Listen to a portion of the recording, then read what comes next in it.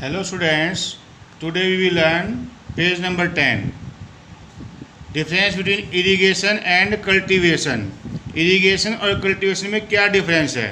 Irrigation सिंचाई करते हैं ना, हम खेतों में पानी लगाते हैं, उसे इरीगेशन बोलते हैं.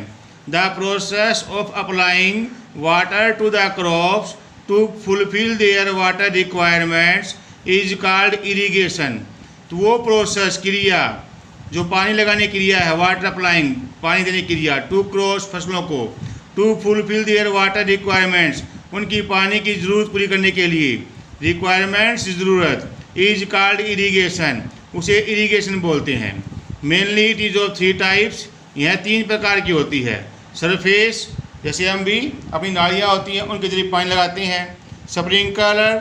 स्प्रिंकलर जो फुहारा सिस्टम होता है. ड्रिप, पतली पतली नलकियाँ होती हैं जो पेड़ की जड़ में ही पानी देती हैं, अभी एक एक बूंद करके, उसे बोलते हैं drip system.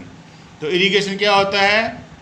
The process of applying water to the crops to fulfil their water requirements is called irrigation. Mainly it is of 3 types: surface, sprinkler, drip. Next है कल्टीवेशन. कल्टीवेशन क्या है कि कल्टीवेशन क्या है? It is an agriculture practice involving the production of food by preparing the land to grow crops on a large scale.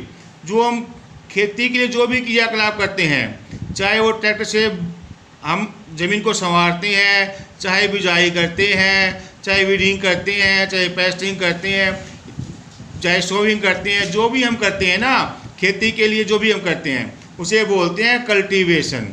ये cultivation जो है खेती की प्रक्रिया है.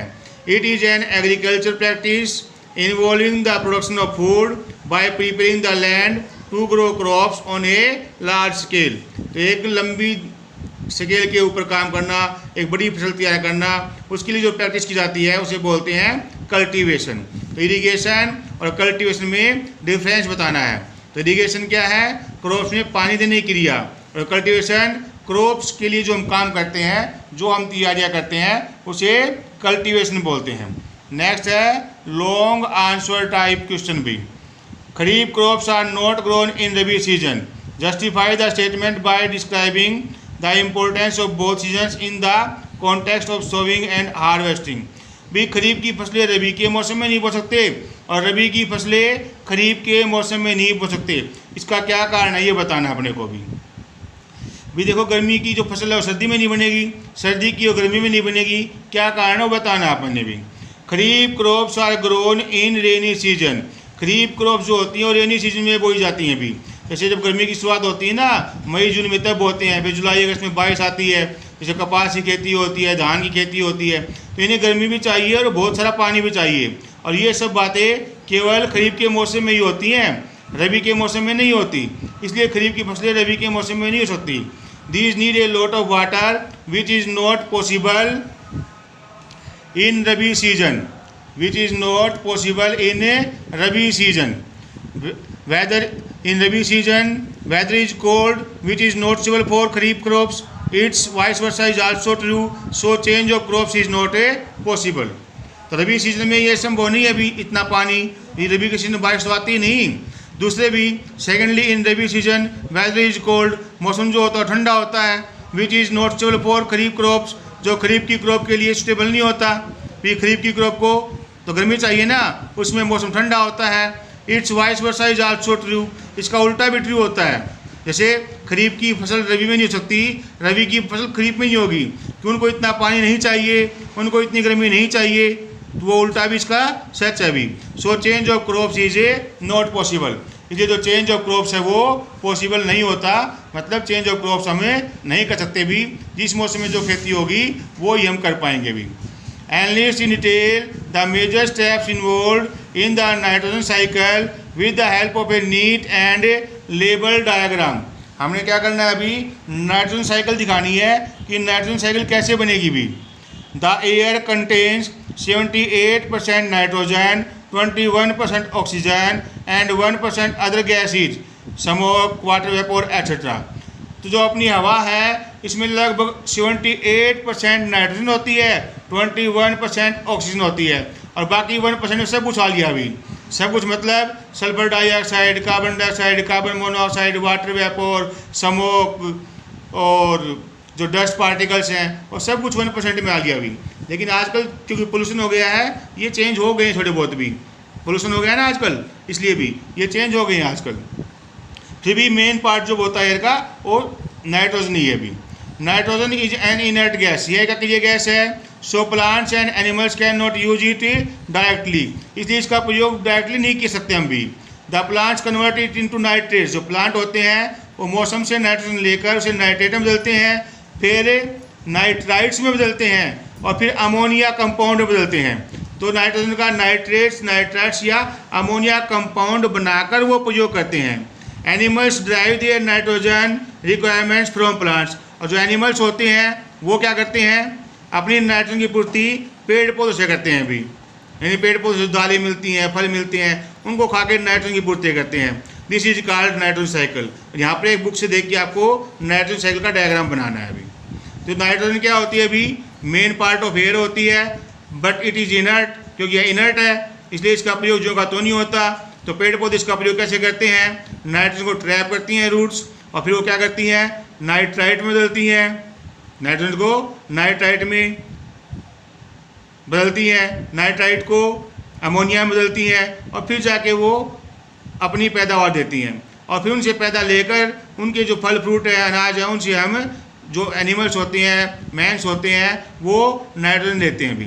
तो इसे बोलते हैं नाइट्रोजन साइकिल। यहाँ पर नाइट्रोजन साइकिल का आपने डायग्राम बनाना है। ये सारा काम आपको वर्कबुक में करना है, ठीक है। ये थी नाइट्रोजन साइकिल। पहला क्या था अपने पास, इरिगेशन और कल्टीवेशन में डिफरेंस। फिर क्या था अपने पास, खरीफ क्रॉप और रबी क्रॉप को हम चेंज क्यों नहीं कर सकते। फिर क्या है अपने पास, नाइट्रोजन साइकिल। अब नेक्स्ट क्वेश्चन अपना भी,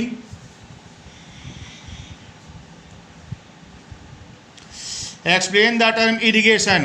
What common ways do farmers use to irrigate their fields? Also explain two modern methods of irrigation in brief.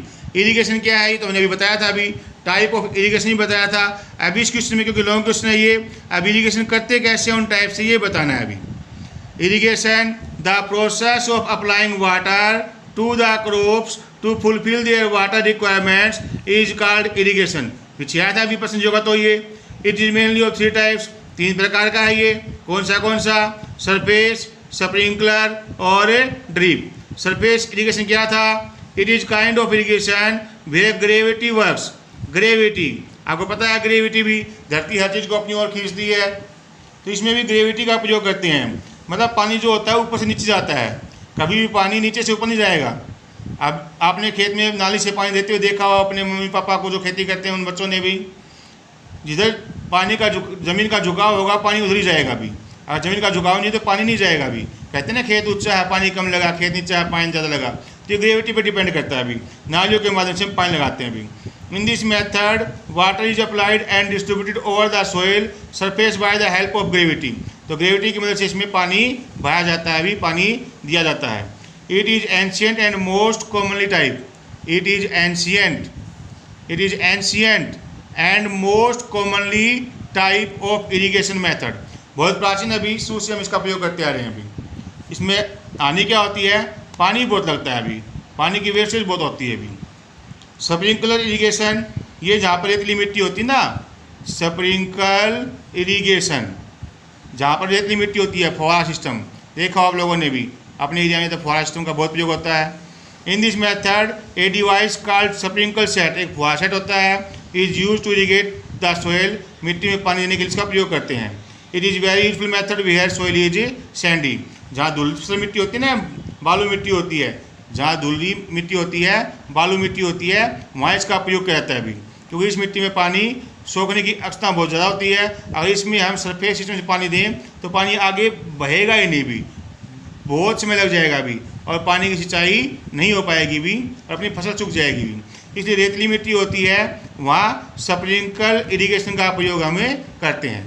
Surface irrigation, जहाँ मिट्टी ताल की होती है ना, काली मिट्टी होती है, वहाँ प्रयोग लाए जाते हैं। और जहाँ पर समतल ज़मीन होती है, ऊबड़ खाबड़ ज़मीन में, इससे हम पानी नहीं दे पाएंगे अभी। इसमें आप चाहे कहीं जलो भी, क्योंकि यहाँ तो पानी फव्वारे से पड़ता है अभी। तो ये था स्प्रिंकलर इरिगेशन, ये था सरफेस। अब नेक्स्ट है ड्रिप सिस्टम। क्या है? Drip system, very technical system, modern system of irrigation, drip system. It is a type of micro irrigation, बहुत कम पानी लगता है इसमें भी। माइक्रो इरिगेशन सिस्टम, ये बहुत ही सूक्ष्म पानी की जरूरत पड़ती है। It saves water and nutrients by allowing water to drip slowly to the roots of the plants. इसमें प्रत्येक पौधे के साथ से ना नाली जाती है भी, प्लास्टिक की नालियाँ होती हैं, और जहाँ पौधा होता है वहाँ एक छिद्र कर देते हैं भी, तो पौधे की जड़ में पानी पड़ता है, बूंद बूंद, बाय ड्रॉप, बस पौधे की जड़ में भी, बाकी पानी नहीं गिरता कहीं भी। तो बस पौधे को पानी मिलता है, बाकी पानी वेस्ट होने से बच जाता है। अब क्योंकि पानी मिट्टी को बहाता नहीं है, तो जो न्यूट्रिएंट्स हैं वो भी नहीं बहते हैं, वो भी पौधे की जड़ में ही रहते हैं भी। तो ये न्यूट्रिएंट्स को बचाती है, पानी को बचाती है।